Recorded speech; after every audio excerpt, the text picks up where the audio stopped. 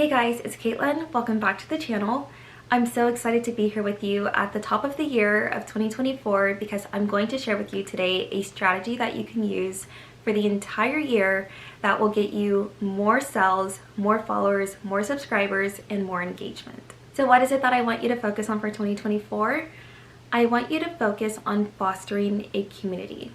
This is going to build an audience that not only engages with your content, but they actually buy whatever you have to put in front of them.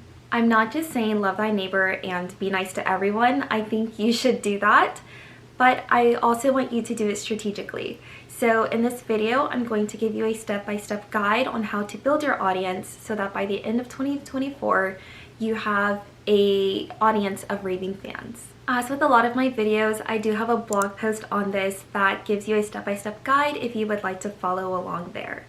Let's get into the video. I have a list of 6 items for you today, and I think they're all pretty important. I don't really have them in any kind of order. So what I want you to do is take what resonates, and if you feel that you can pick up some things, leave others, or start at any other point in the list, definitely do so. The first key step that I have for you guys is to know your offer and know which problems you solve for your customers. And so this is going to mean focusing on their pain points and their needs. This does require you to intimately know your audience so that you can solve their issues. So if you don't know their fears, you don't know their desires, you don't know their challenges, you don't know how they want to get from point A to point B, you're going to want to know that first and then put out content, whether it's on your website or on social media, that answers to those issues. You can show your future customer that you know exactly what they are struggling with by showing them content that is relevant to them and demonstrating how your product and your service is actually very helpful. I think what a lot of people get tripped up on is that, especially if you're a service provider, is that if you provide X amount of free content, they are not going to pay whatever that you may have behind the paywall. And I think that is a bit of a limiting belief, because how customers actually view that is that if I am getting this for free, what am I going to be paying for? Like, imagine the content I'm going to be paying for. That must be exponentially helpful. So they will value your content as long as it is solving whatever need that they ultimately have. You can also do this by demonstrating how your product or your service works, which brings me into my second point, which is building trust and credibility. When you're able to demonstrate that your product has worked for other customers, you're able to get testimonials and show them maybe a portfolio that shows that your product does what it says that it does, and it can actually help them get to their goal. Building trust and credibility does require you to be a very transparent brand, so don't make claims that you are not 100% sure you can fulfill. Just focus on what you have done in the past and amplify those testimonials. Another way that you can establish trust is to become an industry authority. And how you do that is by consistently sharing high quality content and engaging with the larger industry. So you can share content about your larger industry, educating your customers on it and where your product fits into it, and how it is different, how it is similar, and why they should buy yours and not others. The third item that I have for you is understanding your ideal customer. I have an entire video on this, so I'm not going to go super into depth, but I do want you to get to know your ideal customer, because any content that you put out to foster and grow an audience and your community, you want to be speaking directly to your ideal customer through keywords. If you don't already know who your target audience is, you'll want to figure out these 4 things at a bare minimum. You'll want to know their desires, their frustrations, their dreams, and their fears. These 4 things, combined with anything else that you find out about your customer, of course the more the better, will help you tailor your content and messaging to your ideal customer, which will result in more sales. We are halfway down the list, but before I share with you more ways to build an audience that converts to sales, I do want to let you guys know that I don't just talk about this stuff. I do actually help businesses build an audience that does convert to sales. So if you need help connecting with your audience or understanding your ideal customer, definitely go to the link in the description box and book an appointment with me. I would be happy to help you do this. Okay, let's continue. The 4th tip that I have for you guys is to build a strong online presence. Your online presence can start with your website. So in order to do so, I want you to build a user-friendly website. And what this looks like is not a website that has a lot of places for your customer to go. We don't want to confuse your customer. I have a little saying, it's called, if you confuse, you lose.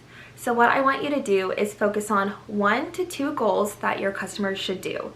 So for example, if your one goal is that your customer needs to book an appointment with you, on your homepage, I want all of the buttons to lead to your booking page. We don't want the customer to go to your blog. We don't want them to look at your Instagram. We don't want them to look at your Twitter, your YouTube, whatever else you may have on your website for them to look at. We want to get them to the appointment page as fast as possible. So focus on the goal that you want your customer to achieve and help them complete that goal. Now, if the focus of your content is going to be on your social media platforms, I definitely want you to leverage those social media platforms. So don't go on all the social media platforms that there are in the world because it may not make sense for your audience. Go where your audience is. And while you are on those platforms, make sure that you're consistent. And if you are on multiple platforms, make sure that you are also diversifying your content.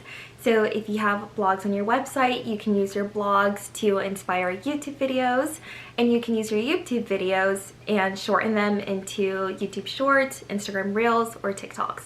You definitely want to just make it as easy as possible for your customer to recognize you across the platforms. So if they know your message in one place, they'll know your message in the other, and it will be easy for them to understand what your offer is, how you solve their solution, and they can purchase. Building an audience is all about building relationships. So the next thing I want you to do is utilize relationship marketing. So this is going to mean developing a relationship with your customer without asking for anything just yet.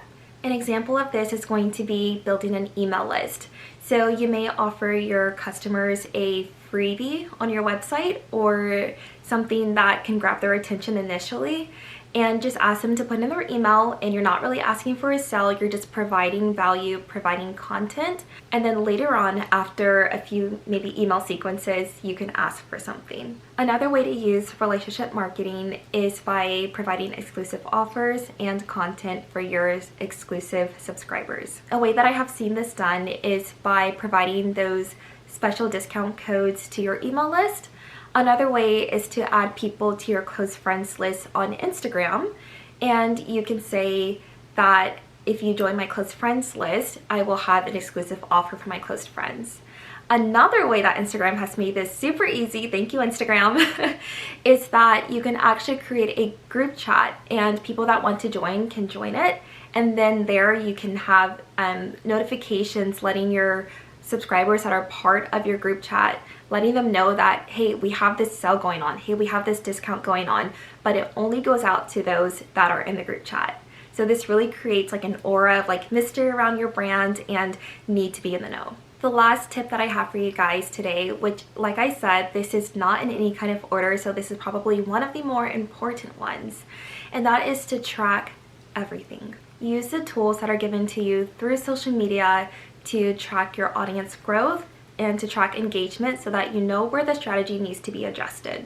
And you can also see what is working and what is not working. Another benefit to tracking the growth of your audience is that it will help you better understand your customer's journey and how to optimize those conversion points.